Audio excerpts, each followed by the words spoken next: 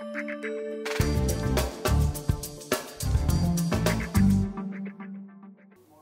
welcome to the Data Explorers Market Update with me, Will Duff-Gordon. So first up, an apology, because I'm going to talk about ETFs today.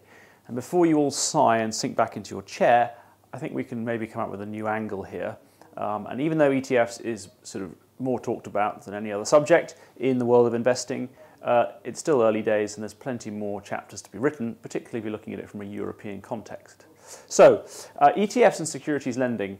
Well, securities lending is pretty important to ETFs. It's one of the sort of 6 pillars as to sort of why you want to choose an ETF, because it makes money for those people that are long the ETF, as BlackRock and iShares have known for years.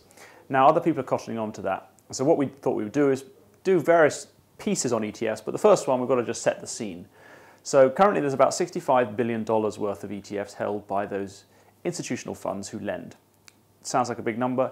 Compare that to the 7 trillion of equities that they have in sort of ordinary equities. So less than 1% of the institutional investors who we can poll have their holdings in ETFs. Tiny. However, the demand to borrow ETFs is very strong. Supply, as I've just mentioned, is very low, and therefore you make something like 4.5 times the money from lending ETFs than you do from lending ordinary equities. And that is why it is a hot topic in the securities finance world right now. What are the ETFs that are owned by those sort of big institutional investors? Well, ETFs that track the S&P 500, no surprise there. ETFs that track the Russell 2000, also in the US, no surprise there. And then a gold ETF, and then some emerging markets ETFs. Now, there are thousands and thousands of these instruments, and there are hundreds being created sort of every month, maybe every week, I don't know. So there is going to be the ability to be long or short an ETF of almost anything. But what I'm interested in is in Europe, when are we going to see European ETFs get close to what they are in the US?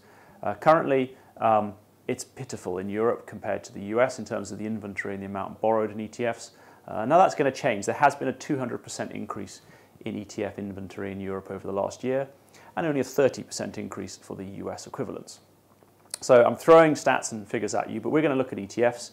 What we do know is that they form a very good hedge to people who want to hedge against being too exposed to a certain sector, but it still seems to be the case that American hedge funds short ETFs more than European hedge funds. So I'm going to continue to delve into this issue.